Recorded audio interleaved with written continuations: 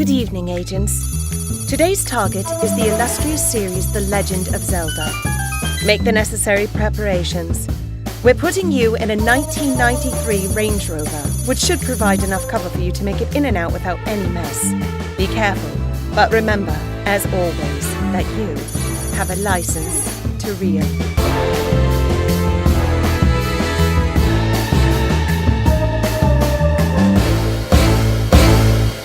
So hello and welcome to License to Reel, the most speculative show on speculative realism. We take an idea, be it a series that is in video game form currently, and we design what we think a good show or movie would be based off of that. So today we have the beautiful Callum stamp. Gorgeous. From Oh yeah, that's me. Blocked Content. Hello. Hi, what's going on, everybody? I'm going to talk some movies and video games with you guys today. And by my side, as always, the trusty steed of the group, Eric. I think my toe ring fell off. I can't find it. We all have that problem some days. Sorry. Anyway. Hey, guys, I'm the relatable one here on the podcast. Right, because everybody's got a toe ring. Everyone's got a toe ring. You guys want to talk about mid-2000s fashion? I'm your guy. Cargo pants. I'm a single mom just trying to get by. Eric's what you call the everyman, which also includes every woman. Therefore, he can become whatever is needed to fill into the situation. I'm at the same time nobody and everybody.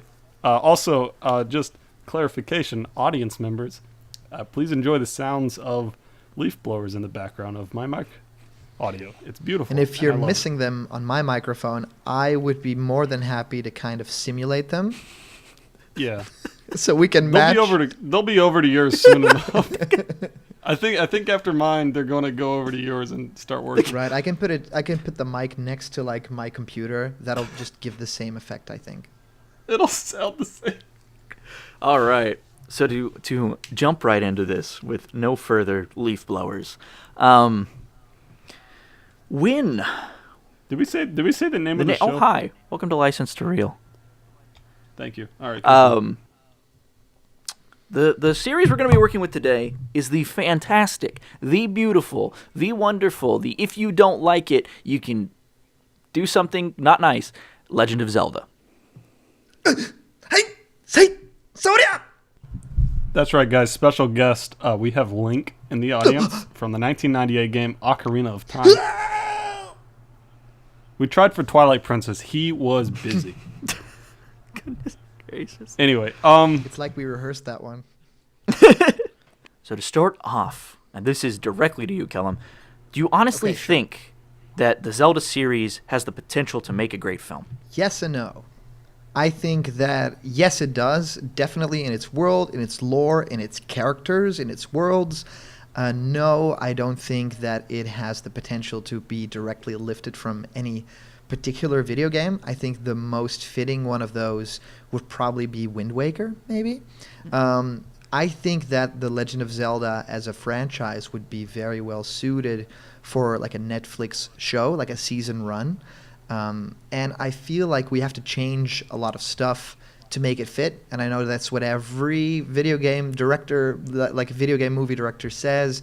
But in this case, there's no way to kind of make Link a silent protagonist and still make the thing work. That's my stance on it. I think there's treatments to be made for everything, but in terms of selling it to a mass audience and making, the entire thing come to life for, a movie-going audience, some stuff needs to be changed. We'll need to be introduced to a new Link, a new timeline maybe even, that is its own thing, so it doesn't really, that's not how I imagined Ocarina to be, in a feature film. It needs to be its own little thing, and that needs to be the definitive kind of cinematic version of Link. And so, yeah, he needs to kind of talk. But no, I don't think it's possible to, Twilight Princess is great story, great characters. I think even Breath of the Wild could fit, because, that has a lot of potential. It even has voice acting. But Link is always the silent protagonist in these games, and that's one of the you don't have a protagonist that doesn't say anything, so it needs to be a new continuity, but it could work. Yeah, I believe so. Do you think that that would be the biggest factor holding it back, is the fact that Link wouldn't talk, or do you think there's kind of other challenges that come? Because I know probably most of the fans of Zelda would like to see probably an Ocarina of Time movie, since that's kind of quintessentially Zelda. Right. And so when I'm thinking of that, just specifically, like, yeah, silent protagonist, but also, like, story-wise, it's very segmented. And, like, I get what you're saying about, like, kind of a Netflix TV show, because otherwise it'd just be, like, go to this dungeon, beat the boss. Go to that dungeon, beat the boss. That's basically the structure of every Zelda Right, game. it is. Save for a few here and there. And so I feel like that formula doesn't lend itself to a movie. So what you're saying, I definitely get, is like just rework the formula for a cinematic. Have it, I think, kind of like have it be Zelda-y in like name, but not necessarily in content, if that makes sense. Yeah, I feel the same. I think that if you approach it as a video game, of course, it won't work. I don't think anyone wants to kind of see that kind of linear progression going through different dungeons. And no, I think it needs to be more of a head-on kind of story. Needs to have its side characters also. So we want to kind of follow maybe a bit of the villain's story. We want to follow a bit of the side characters that also have, the same kind of goal that Link has. Maybe we follow Zelda in her own little journey there. But I feel like the main issue here is Link, and is Link as a silent protagonist. If we tackle that one, then the sky is the limit with this one, because there's, every single one of the games is going to be great. Even if you think of like Minish Cap, or if you think about a game like Link's Awakening, which is now getting a cool remake for the Switch, all those games have great stories that you can expand upon. Of course, the one that people mostly want to see is like Ocarina of Time, and then a sequel, which is Majora's Mask. That'd be great. Yeah. But I feel like even Skyward Sword would be great. Soaring through the sky on those birds will be a great cinematic experience in 3D even. I feel like Zelda in that game is also very relatable as a character, and I feel like that could warrant, a really great actress could portray that part, and it could make her feel very homey and very fun as a character. But I also feel like the darker games in the series, like I mentioned, Majora's Mask, or even a game like Breath of the Wild, which story is pretty dark, that could fit very well into a cinematic kind of structure. I could, even that intro of, I don't really know how it goes anyway. It's like, Link, wake up, Link, something like that. Open your eyes. I could definitely see, open your eyes. Yeah. So the screen goes dark, and all you hear is her voice. I think that is just made for something like a feature film. And then we follow Link kind of coming of age. I would love to follow Link from a young kid, kind of do the whole Lion King route with it, That'd be very much an Ocarina of Time kind of story. But you see the kid grow up, and then, the Master Sword and everything with that. But it'll I think a lot of games lend themselves well to stories nowadays, because some games are being made as kind of feature film stories now, especially on the PlayStations and the Xboxes. But Nintendo games are always very much matter-of-fact kind of games. Do this, go there, rescue that person. In terms of Zelda, there's a lot more lore there, but you just need to kind of trim it down to what fits as a story. And of course, yeah, every season finale could be a big boss, or every season finale on a Netflix show could be this big encounter with a big character. So in that sense, it could kind of feel like levels of a video game or worlds of a video game. But if it would be like a 2-hour movie, I would just go for a very simple story, and it would just, go about the Triforce, the three pieces of it, where kind of the parts lie within the people, and how they rise to power or courage or wisdom. I think that definitely makes sense, and I personally agree with everything that you've said about the concept, what format it would need to take, because to get the full extent of any type of story, you'd have to stretch it out a bit. When I was 14, I did not think so much, and that is a harsh thing I had to learn. But now, having watched good movies, I could definitely see that for something like this, you can't have both. You can't have the segmented parts and a 2-hour movie. You'd have to cut it up to an episodic format if you were going to do it segmented.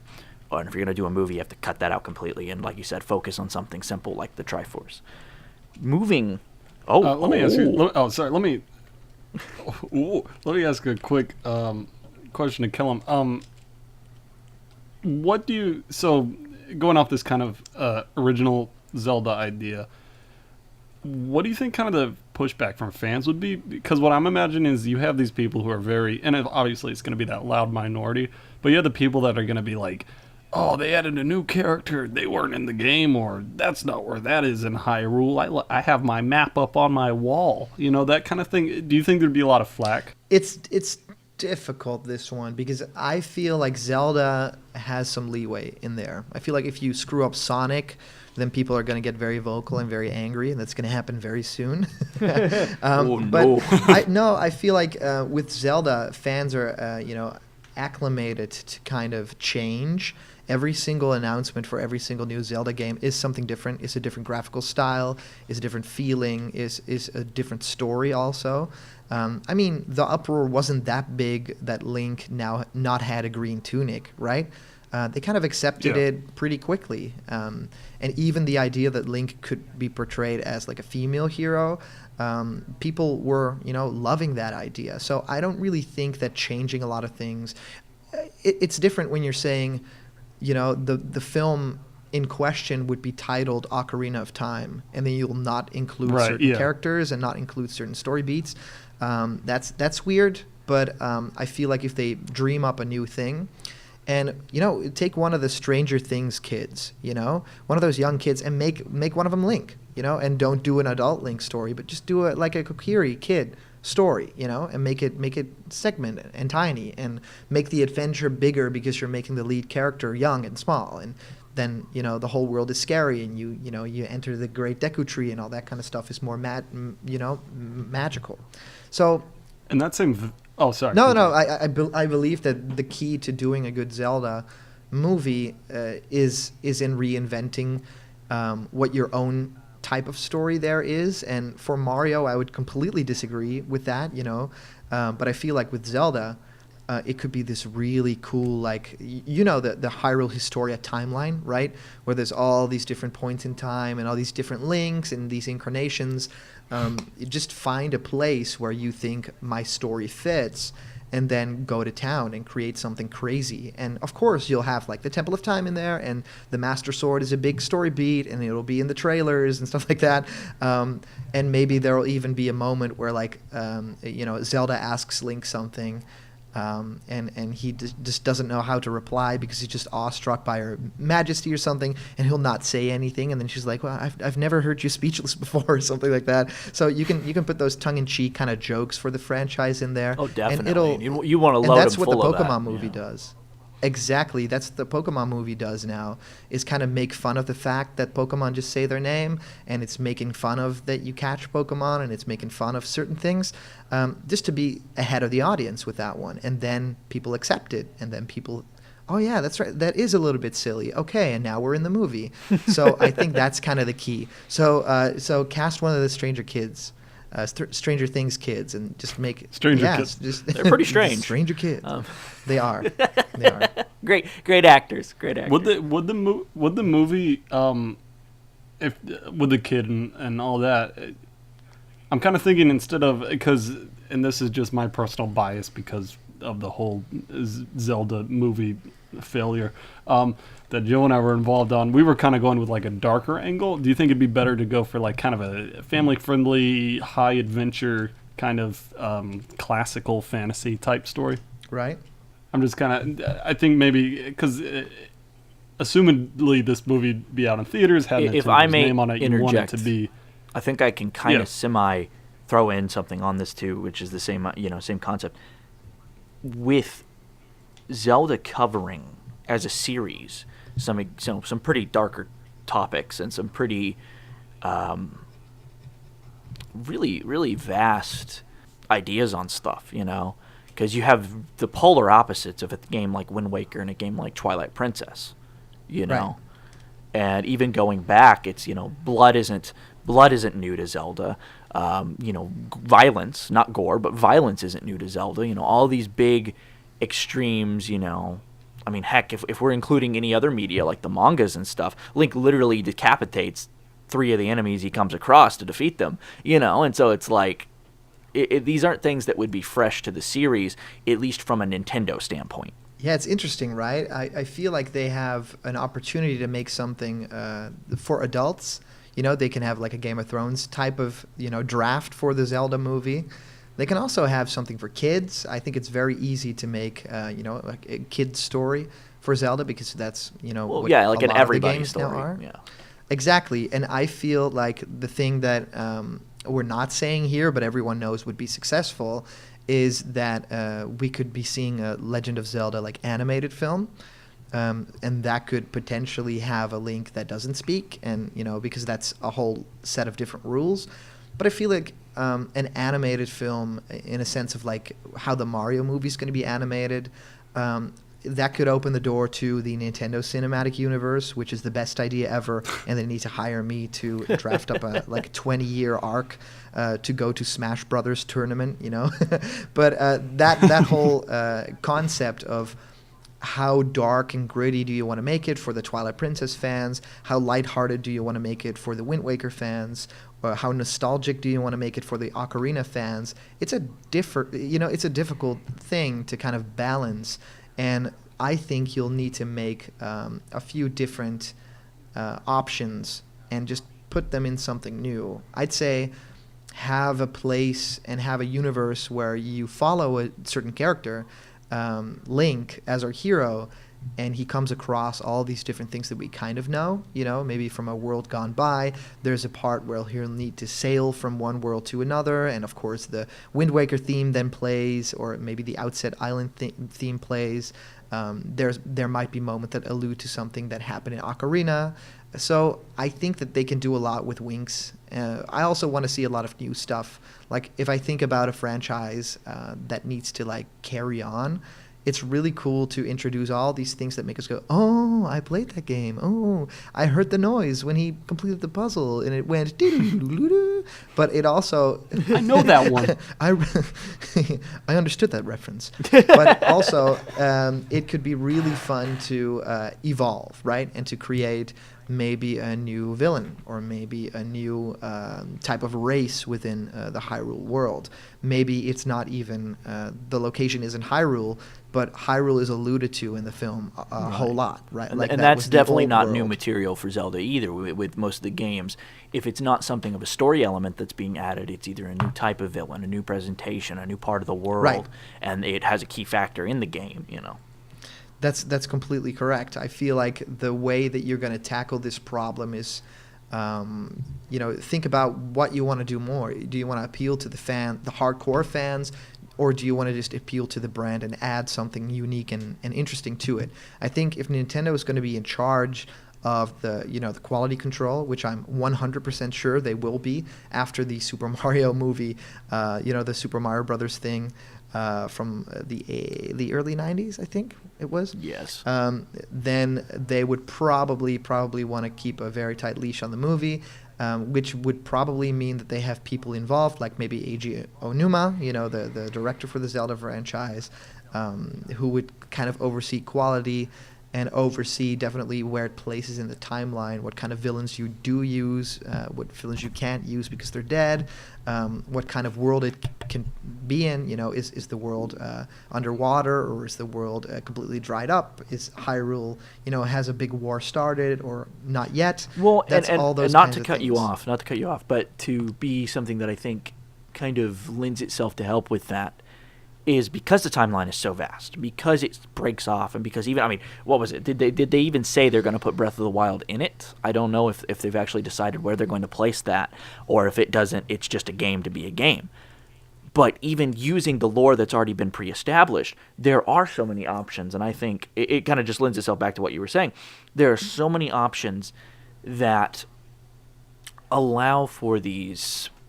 You can put this in this world, and you can have this setting. You can put this in this world and have this villain. There are some, little things that you would need to keep in check. But I think, as far as what's the world like, what's everything, it doesn't matter, because you can make that story and then just throw it wherever it can sort of fit in. Exactly. I feel the same way. That kind of leads into another question I got. So just purely speculative. We can all answer this. What are just like 3 things that you'd like to see in this, and maybe not story beats, but just kind of references, or maybe even like new things, like Callum was saying, that you think the Zelda, I guess, lore or kind of spirit would benefit from. So elements that are already in the games, or?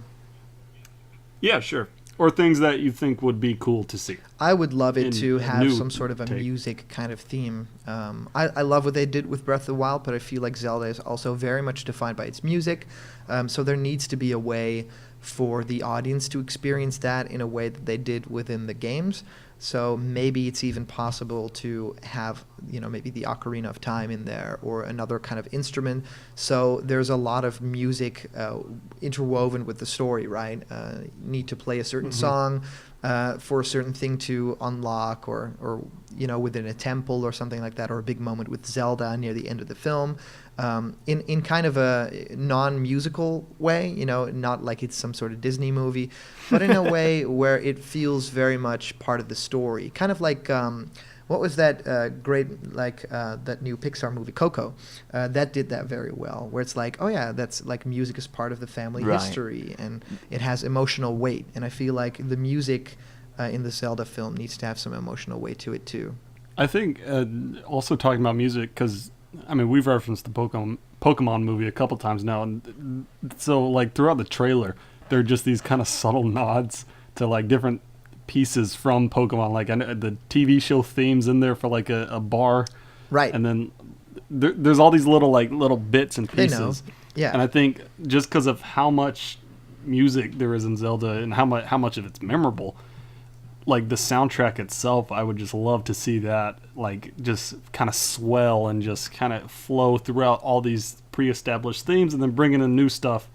And just please, can we get Koji Kondo on it? That's all. I want. that needs to happen in one of the movies, or he needs to like be a supervisor for the music, or but him with a full orchestra. We can only dream, right? Yeah, I would definitely want to pull some nods, and this might be a very touchy subject for people, but I think if it's done tastefully, it could be really helpful.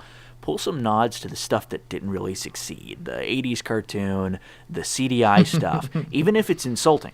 Just, even if you're actually putting it down in the nods, throw something out there to it. That way you can have a little bit of something saying, oh my goodness, they're touching all the bases. They're not afraid to reference themselves, just like I think the Pokemon is definitely going to be doing, where it's not afraid to make fun of what it has happened in the past that doesn't make sense, and you made a big point on this earlier, but also things that maybe were commercial failures, maybe aspects that even that were less weird things in the game and more fan responses to the game. So if there's something that's a well-known fan joke, I think the director would do well to include that if it can be done tastefully. If it doesn't add anything to a scene, if it doesn't add anything to the story, well, of course don't do anything with it. But if you can throw in an excuse me princess in there and it'll fit the scene, I say go for it. Right, yeah. I was thinking about if you do a Star Fox movie, would you include a barrel roll? And the answer is of course, but you do it in a smart way, like in a way that, I can't do a barrel roll, my panel's broken, in some sort of a moment. You want to tackle those moments gracefully and fun.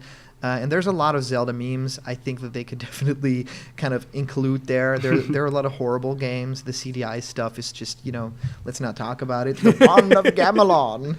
But I feel like if we're thinking about the we'll need the king, right? Have Gerard Butler play like my boy, the king. That'd be great. Yes. But I feel like if you want to put this movie on the big screen, there's one big reason that you're going to want to tackle.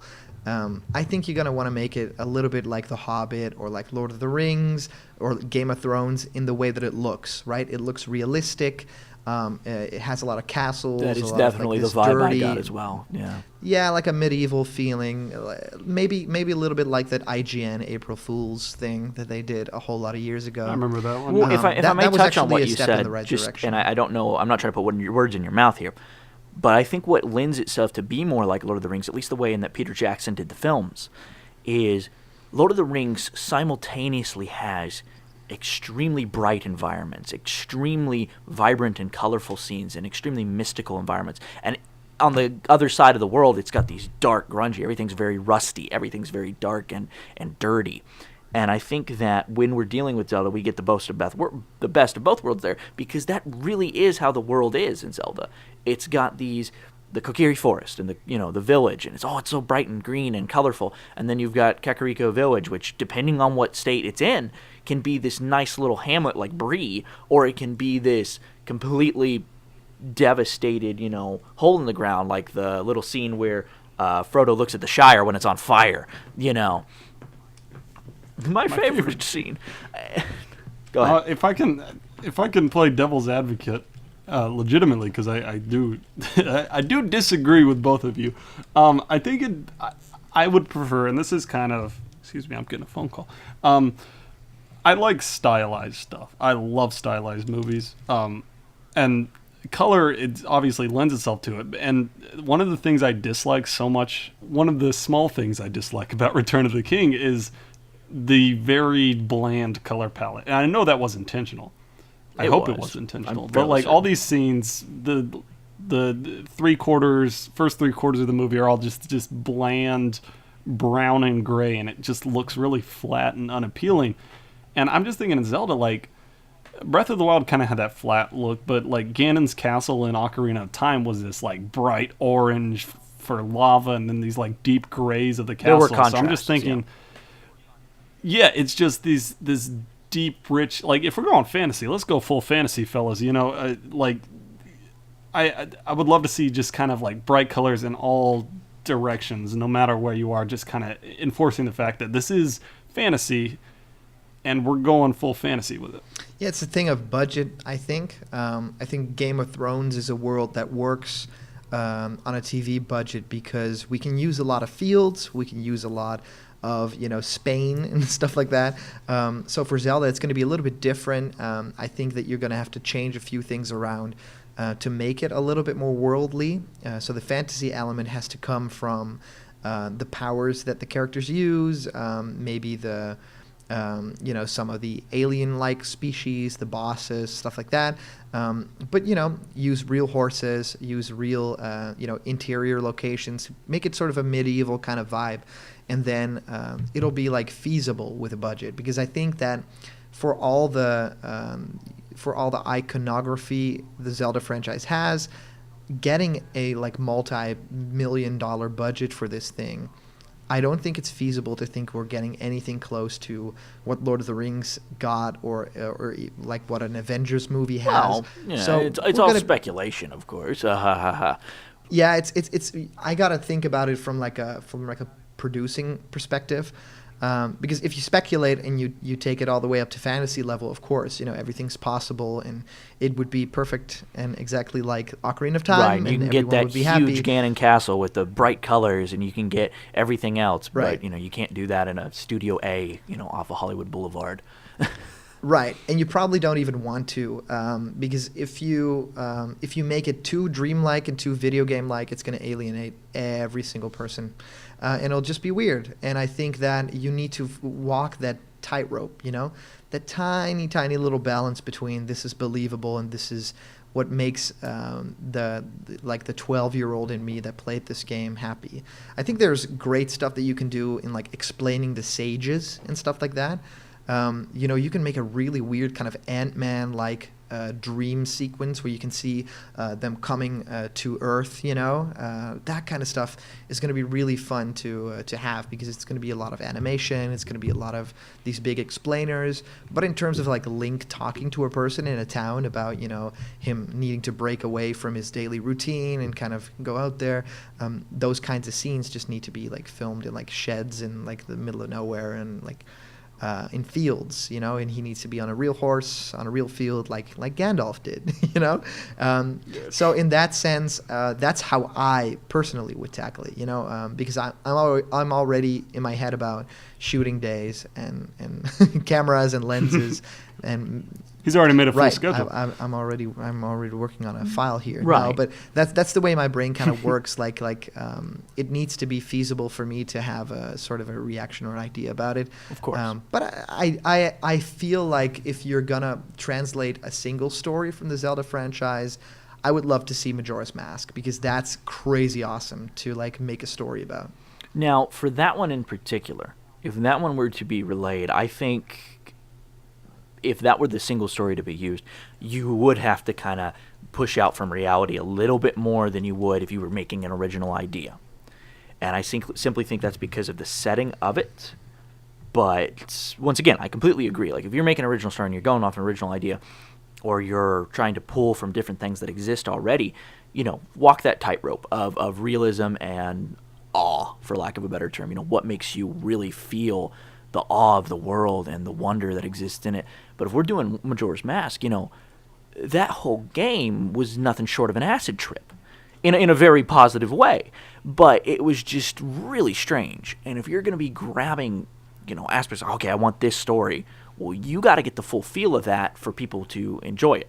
But I think that would be appealing to a completely different audience than the original idea as previously mentioned. I think if we were doing the Majora's Mask, it would be people who know at least enough about the story and really like it. Yeah, I think you have to be careful avoiding what Warcraft did, because Warcraft has this very intricately lore specific story that like ties into the game perfectly, and for all the World of Warcraft fans, they loved it. They were like, this is awesome, I can't believe I'm seeing all that. And for someone like me who has no idea of the series, I was like, this is okay.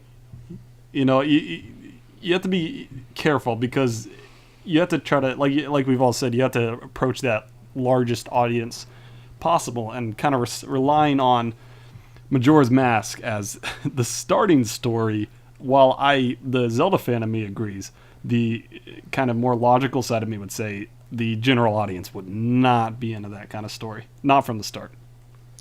It's going to be difficult. I think it's going to be hard to capture an audience in the way that Warcraft movie did for their audience.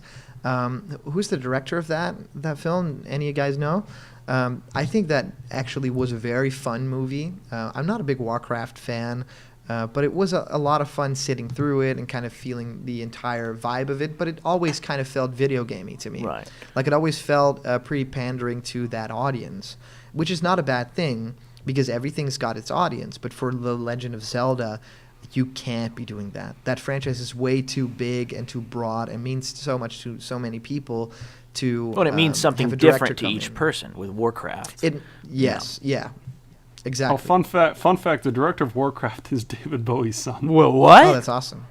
Yeah. Holy Duncan cow. Jones. It's the son of David Bowie. Wow. I knew it was Duncan Jones, but I didn't know it was Hope. That's strange. Yeah, I didn't know that either. I knew his name, but I'm just looking on Google. I was like, whoa, okay, cool. So maybe we'll get some magic dance in there.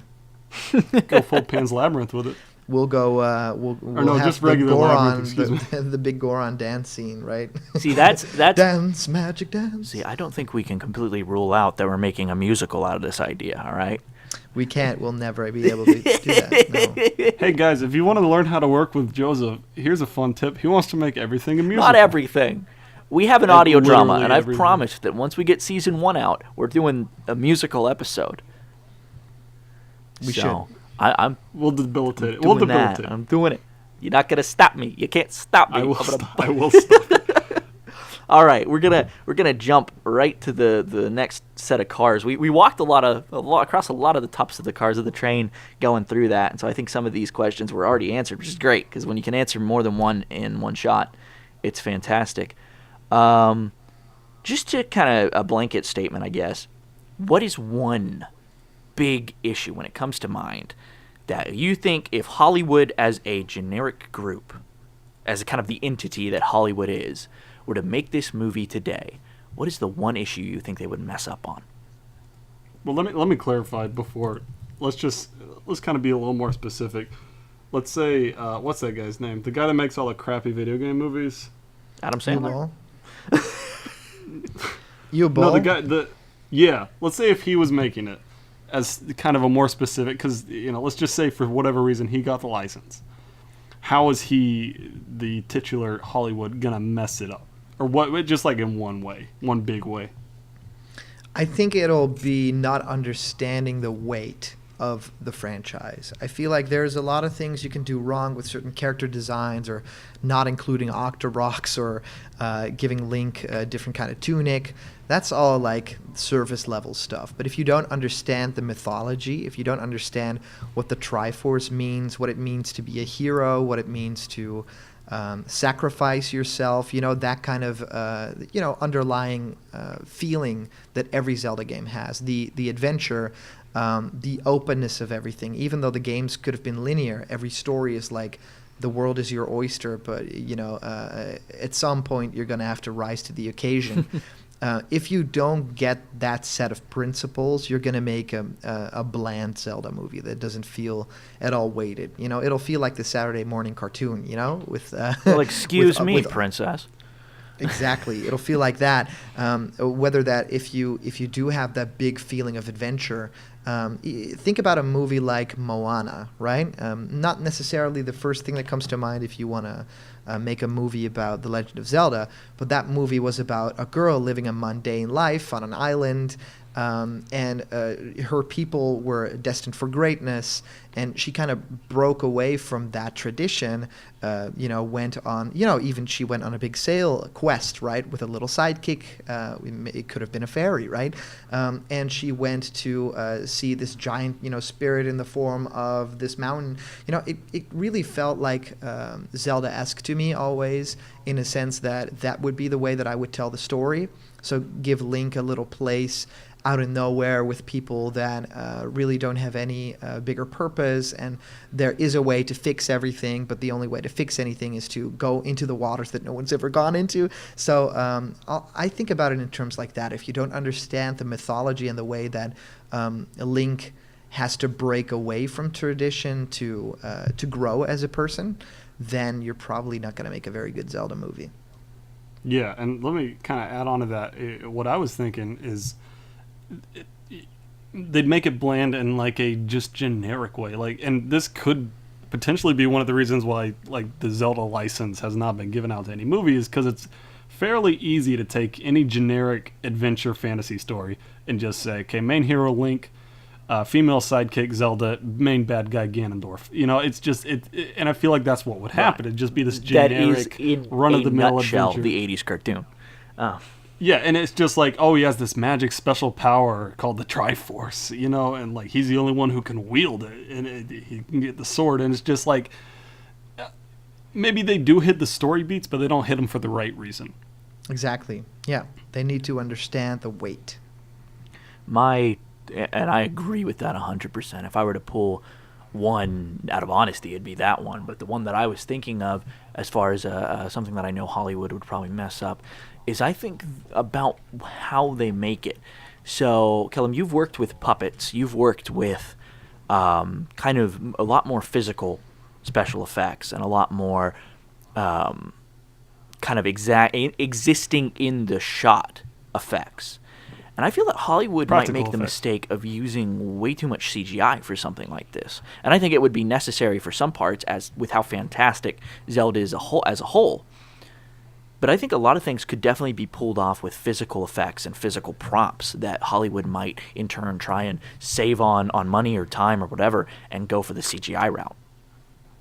Right. It's the whole practical versus CG discussion, right? Everyone has a different feeling about it. Mm-hmm. Mine is that do it where it makes sense. I feel like if we take, and I always talk about Ocarina of Time with this franchise, but it makes the most sense to me. Right. But for me, the Zoras could be prosthetic makeup effects, right? Easily. They could just be they could be actors, and they could have kind of like Mystique in the X-Men films. That's completely like in our film Rekindle, we have some extras that are having these alien prosthetics, and they basically look like Zoras already in our film. like I'm not even kidding. So that's definitely achievable. If you think about Gorons, I would make them CG, the Hulk kind of thing. I would focus on one main Goron in the sense that we have the champion one in Breath of the Wild, right? Mm-hmm. Because this is going to save on money a lot. You'll probably need one shot of like the big cave with everyone kind of rolling around and stuff like that. But in that kind of a sense, I can feel a story where it's like Link needs to travel to find all these partners, kind of like a Guardians of the Galaxy kind of way, where you'll have like a Zora at your side and a Goron, and it's Link, and maybe Zelda is with them, and that'll be really fun. But I feel that is definitely an idea that I agree 100% with. That'll be a great poster, right? But I feel like, and you'll have Navi as well, by the way, but let's not get too much off track. Navi needs to, of course, be CG and be on set present as sort of a light source. Mm-hmm. I think a character like Ganondorf could be done as an actor with prosthetics on, but probably has some CG elements to him. I think as far as CG goes, maybe height. Maybe he needs to just be, kind of like how Gandalf was bigger than the hobbits in some scenes. Right, using practical effects to give perspective, Right, they could do it that way. And of course, his cape needs to flow in a very unique way, which would probably be all CG, like the Superman, like the Man of Steel films. And other characters, they would be the big bosses. If you include like Goma or something as a big boss in the film, or one of the dragon characters, that's like a full CG thing. But I feel the same way. They need to do a lot more practical stuff where it feels fit.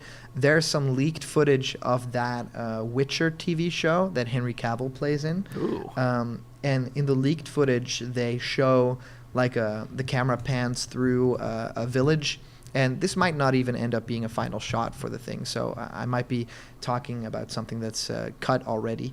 But the camera moves through a village, and then you see the same shot, but then added with effects. And it's like some buildings are on fire and some stuff. And none of the fire is real, and stuff like that. Right. Like, is it that difficult to have a guy that's like pyrotechnically like in charge of things, and you can like set real things on fire? Like, is everything fake nowadays? So it was really weird. There were even like people running away in the background, and I'm like, they were CG, and I'm like, just hire just get extras people to run. Just get people. It means it costs so much more money to make CG people run.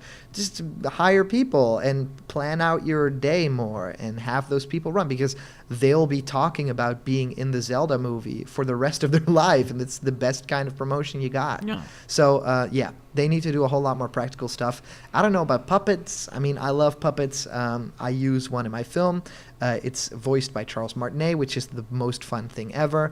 But we use it mostly as a wink to The Time Gone By. We use it mostly as a wink to films like Labyrinth, Right. to Yoda from Empire, of course. We don't use it because it was the only way to do it, because we could have done it CG. It would have looked horrible. But we do it because there's also like a nostalgic kind of sentiment to it. Mm-hmm. I think in terms of the Zelda movie, there's not too many characters that you could do like puppetry. Probably not. But there's a lot of human characters that you could do as prosthetics, right? Right, just practical effects in general versus CGI. Exactly. Okay, Eric, what did you want to touch on that with your shtick at all? I mean, I think goes without saying, use practical effects as much as the budget allows. Never rely too heavily on CGI, because the audience generally can tell, even if it's subconscious. It's just like there's a disconnect. Yeah. Well, and with the reliance on CGI. So yeah, I agree with everything you guys just said. Okay, cool.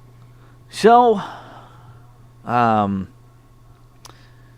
do you feel like, this is just from what we've been talking, with a lot of the ideas we've presented regarding story, regarding set, regarding style, regarding, everything from how we would do the effects to or how Hollywood would potentially do the effects if they were doing it right, and how we would do it, if we had a say in it.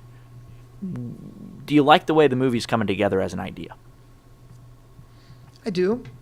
I feel like you could do a whole lot in 3D, right? Mm-hmm. Watching the movie in like IMAX 3D, you could definitely think about a lot of things. Think about the Legend of Zelda, Ocarina of Time 3DS, the 3DS Yeah. remake thing. That did a whole lot of 3D things awesomely. Walking through the forest and having all those little spirits and those particles in the air kind of flow through you. That could definitely make you feel like you're in the world. So I think that's going to be a really big, final touch. Yeah, the 3D, that's an interesting point, because usually I personally don't like 3D, but I do remember I played through that on my 3DS, and just like how immersive it was, because it was 3D, and it's just it's that extra kind of step of immersion, Right. that helps you get to feel like you're in Hyrule. I definitely think that little effects like that, little finalization things would be fantastic. And one of the things that I didn't touch on as much as I would have liked to is the potential that if this was an animated film, a lot of the problems I think that we went over wouldn't exist. And you could do a lot more with an animated film as far as finalizing special effects and stuff. There would be no practical effects because it's all animated. But it would fit in the setting enough to where you wouldn't have to worry about, okay, what looks fake, what's CG, what's not. If it's an animated film, you don't have to worry about that. You don't have to worry about half the issues we brought up. And overall, I think it would fantastically fit in with the whole film idea. We wouldn't have any issues. Well, we might, depending on who's writing and directing. Let me give a kind of a loaded question. It's two questions kind of formed into one, and it's loaded on either side, Callum. If Hollywood was made today by the entity that is Hollywood, if it was made today, the movie was and made it was today. released, sorry, wow, and it was released, do you think you'd go see it? Yes. Okay. yeah, of course. Right. Okay. It would, even if it looked horrible in the trailers, I would go see it. Because it's a big deal. It's a franchise that, shaped me as a human being, and it's a thing that I played when I was young. And there might be a chance of a scene being good or a moment being good, and hitting something that makes chills spring up. The moment that Link takes the Master Sword. That's a moment that you can't screw up as a director. And that's just essential. It's just going to be, how good you do the moment. If you make the camera spin around Link while he does it, or if you make, the prop be actually very heavy and the actor, you can see him visibly, I don't know. But if it's even, containing a little bit of love, I'll go see it. I could definitely agree with that. What do you think, Eric? See, I was going to say no. No, you go ahead. You can. Give your answer. Callum made a really good argument. Well, I don't know. I want to say yes for the same reasons that he did, but on the other hand, I want to say no because I know how these movies go. All these video game movies, they end up just being samey, and if it's made by this disembodied Hollywood entity, there won't be that amount of love that needs to be put into it. And, when it comes to my wallet, I generally don't really see that many movies as is. And I'd want to go to something where I know I would enjoy it. So would I see it later? Yeah, probably. But in theaters, probably not. I think that's also a valid point, Now here is the flip side. For you, Callum, as a director, with your experience on what you've worked on and the little things that you've done external to your film work, if you were given the chance to work on the Zelda movie in Hollywood environments, the budget isn't worried about, other things aren't worried about. It's all practical in the sense of how much it would actually cost and everything. You're not given infinite money. Would you take up that project? Would you feel that you would be able to do it well enough to take it up? Under a few circumstances, I would. I would love to say yes right away, but I'll probably have some meetings with the big Zelda fan bases and groups and stuff like that. The big websites, people that know the thing just unsurmountably better than I do, because I have a feeling of what it means to me, and I could make a movie exactly about what the project means to me. But I also wanted to appeal to the mass fan base. And if everyone says that one thing, in different conversations, I keep hearing the same thing, then I'll be sure to include that same thing, right? I think that's what the people that now are making the Metal Gear movie are doing. They're listening to the fans. They know why it's important to them. And for Star Wars, it's a thing like family, right? Yeah. For The Legend of Zelda, it will probably be a thing like coming of age or figuring something out with your wits. And if that thing is very, if that thing is detrimental to making the film, or if it's very important to making the film, I want to know about it. But I think I'll take on the challenge. If you want to give me a whole lot of money to make a Zelda movie, I'll do it very gladly. But I want to have the right people in the team to help me make certain decisions that are bigger than myself, because I would go crazy making a Zelda film.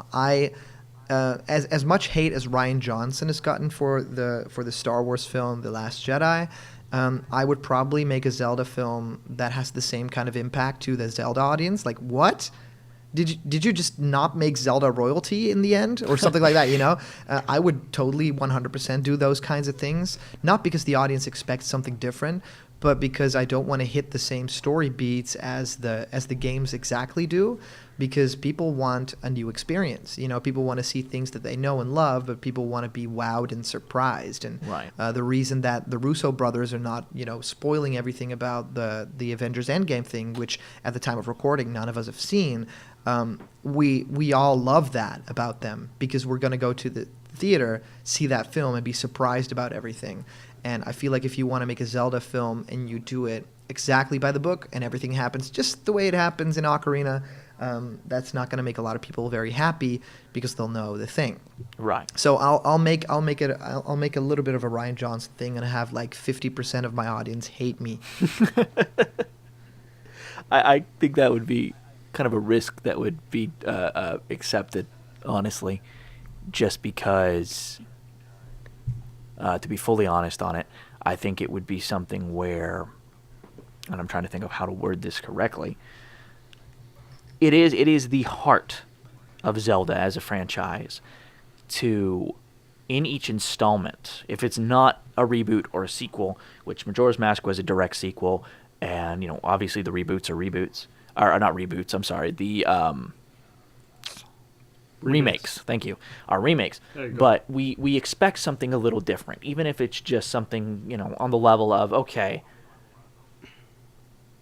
Zelda 2 added in new mechanics that Zelda 1 didn't have, or to the extent of Breath of the Wild completely changed how the game works from Skyward Sword.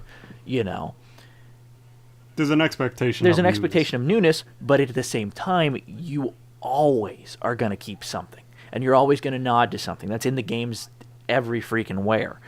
So right. I think that is the heart of Zelda, and I think that's fantastic. That's the main thing to consider when making a movie. All I'm going to say for my concluding argument here, Your Honor, is I don't know why we haven't talked about making Four Swords into the movie, because honestly, that's like I think that would be the best, is just have 4 clones just going around in formation like some kind of deranged cheer squad killing things. That's the Zelda movie that I want to see, and I'm honestly disappointed we haven't talked about it. Right, and have a tower and like jump on each other's heads and stuff. Yeah, there's a lot of potential there, Hollywood. See, Callum's playing it too safe. You gotta alienate 100% of these. Right. No one's gonna love it. No one loves it, and that's what I'm going for. All right, great. Callum, tell people where they can find you. It's very easy. My name is Callum Stamp, so you can find me if you type that in, because not a lot of people have my name. Also, I have a YouTube channel called Blocked Content. I do a lot of fun video game videos over there. We're heading our way to 30,000 subscribers, which is crazy. Never thought possible. Today we did a great April Fool's video at the day of recording. It's April 1st, and I actually did my first entire video in Dutch, which is confusing the heck out of every single person on the channel, and I'm loving it. So please head on over to Block Content, subscribe, and have some fun with me. We're doing a lot of live chats also. And there's a whole lot of other stuff, but you'll probably get there if you just subscribe to Block Content. Thanks, guys. And as always, I'm Eric here with Howdy. Joseph. We are physically inseparable. We've tried everything. Thank you for listening to Licensed to Real, and we'll see you next time. Hey everyone, thanks for watching. If you enjoyed this episode, just make sure to leave a like, and if you want to see more, just click that subscribe button and bell, so you'll be notified every time a new video gets uploaded. You can always check out our previous episodes and other shows on our channel page. Also, feel free to check out our website and regularly uploaded podcast, Pop Filter. Links in the description below. If you want to help us make more videos like this, you can support us on Patreon. Every little bit counts.